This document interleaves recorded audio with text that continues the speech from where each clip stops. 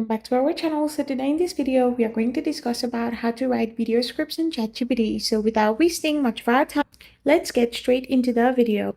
So now, if you want to write video scripts in ChatGPT, all you can do is simply go to ChatGPT. Once you're in your ChatGPT to write a video script, you can start by providing a detailed prompt that includes the video's goal, target audience, key message, and desired tone and length. Once you have written your prompt, you can simply tap on the send button, and now ChatGPT will generate the script itself. It will use a common structure like a hook, introduction, body, and conclusion with a call to action to define it. Now, once ChatGPT provides you with a video script, you can review and edit the output to add your own voice and style. You can use follow-up prompts to refine specific sections like the hook or call to action, and this is how you can simply write video scripts in ChatGPT.